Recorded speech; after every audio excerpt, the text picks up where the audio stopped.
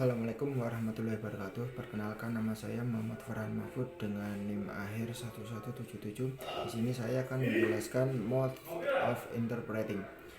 Yang pertama ada consecutive. Dalam mode ini, the interpreter starts speaking after the speaker finish speaking. Dan pembicara biasanya membagi ucapannya menjadi beberapa fase dan memberikan waktu bagi penerjemah untuk menerjemahkan kata-kata secara konsekutif. Penerjemah biasanya visible atau terlihat,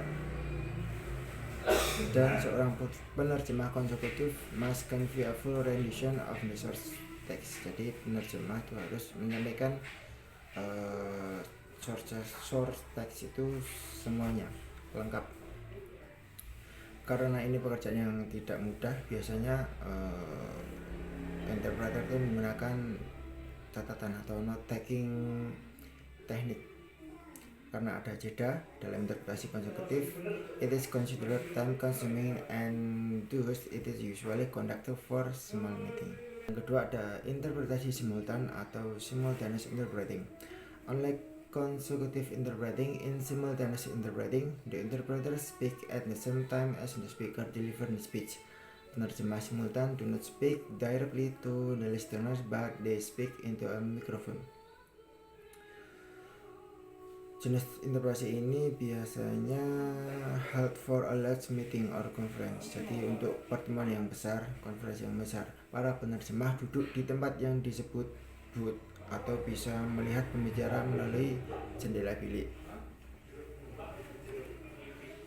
Bilik itu is equipped with some tools such as a microphone, a headphone, a mute button, and volume control.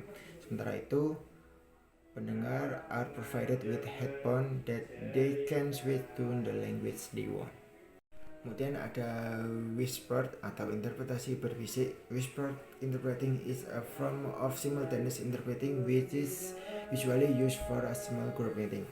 Jenis interpretasi ini is also known as pseudostage. Penerjemah doesn't actually whisper to the listener as it will be difficult to hear the whisper, melainkan penerjemah berbisik, sits or stand near to the listener and translates the short text in a low voice.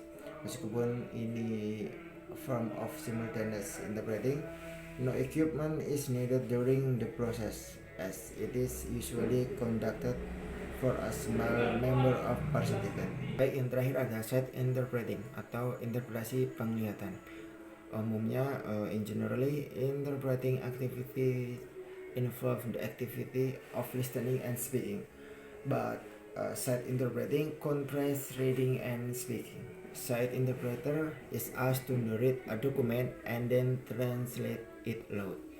Jenis interpretasi ini may occur in various settings, for example in business meeting or in court. Penerjemah juga may also ask the time to the client to read and analyze the short text first before conveying it into other language only.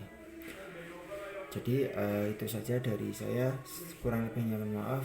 Wassalamualaikum warahmatullahi wabarakatuh.